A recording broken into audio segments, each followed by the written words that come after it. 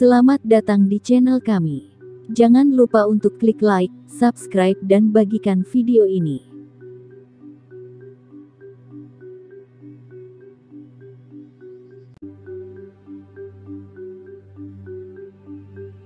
Hukuman mati yang ada di Indonesia sejatinya telah ada sejak ratusan atau bahkan ribuan tahun yang lalu. Sejak negeri ini masih berupa kumpulan kerajaan, hukuman mati bagi yang bersalah sudah diterapkan dengan tegas. Para terdakwa yang telah terbukti melakukan kesalahan akan dibantai dengan mengerikan dan tanpa ampun di depan masyarakat. Di era modern seperti sekarang, hukuman mati dilakukan dengan hukum gantung atau tembakan. Di masa lalu, hukuman yang akan diterima oleh orang yang bersalah lebih mengerikan. Inilah hukuman-hukuman mati yang pernah dilakukan di masa lalu Kerajaan Nusantara. Ditusuk dengan keris. Saat kawasan Jawa dikuasai oleh kerajaan Hindu dan Buddha, hukuman mati dilakukan dengan cara yang cukup mengerikan. Siapa saja yang terbukti bersalah melakukan pencurian, perampokan, hingga pembunuhan akan mendapatkan hukuman mati dari hakim yang kala itu sudah ditunjuk oleh raja. Sekali hukuman mati diberlakukan maka seseorang tidak akan bisa menghindar kecuali membayar ganti rugi dengan nilai 2 kali lipat dari apa yang mereka curi.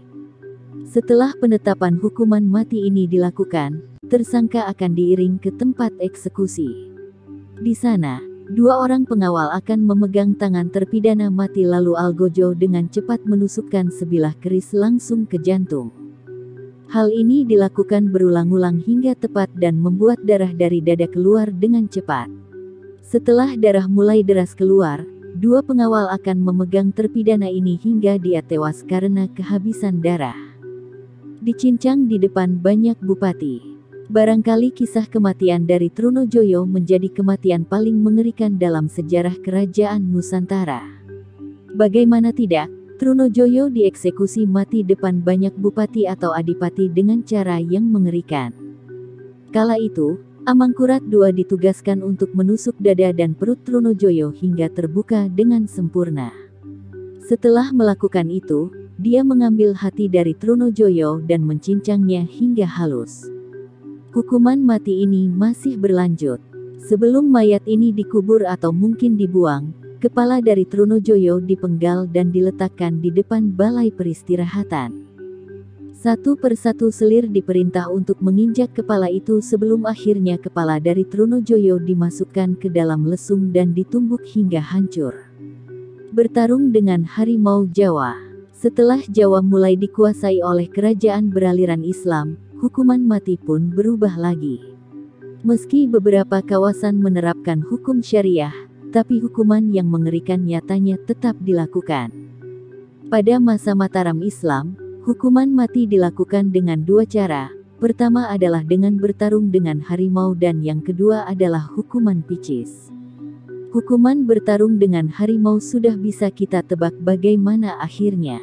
Orang yang bersalah itu kemungkinan akan mati dengan mengenaskan dan cepat. Berbeda dengan hukuman pertama, hukuman picis bisa berlangsung cukup lama. Tersangka yang terbukti bersalah akan disayat-sayat bagian tubuhnya berkali-kali. Setelah darah keluar dan luka menganga, pasukan akan menyiramkan air garam atau jeruk nipis sehingga membuat dia mengerang kesakitan sampai ajal menjemput. Dilempar lembing atau ditumbuk. Di masa lalu, Kesultanan Aceh menerapkan hukuman yang sangat berat bagi mereka yang melakukan zina. Wanita yang terbukti melakukan hal mengerikan ini akan langsung diberi hukuman mati dengan mengerikan. Mereka akan dilempari lembing berkali-kali hingga ujungnya yang tajam akan menancap di tubuh dan menyebabkan pendarahan yang hebat. Selain dengan dilempar lembing, konon wanita yang melakukan perzinaan akan ditumbuk kepalanya dengan keji. Mereka akan ditidurkan pada sebuah lesung lalu algojo akan bergantian menumbuk kepalanya berkali-kali hingga hancur dan meninggal dunia. Hukuman-hukuman mati di atas adalah bukti bahwa di masa lalu, penegakan hukum dilakukan dengan cara yang keras. Siapa saja yang melanggar akan langsung dikenai sanksi yang sangat tegas. Saat Belanda mulai datang ke Indonesia, hukuman mati semacam ini masih saja dilakukan, bahkan metode menjadi lebih beragam karena terpengaruh cara-cara kejam dari penjajah.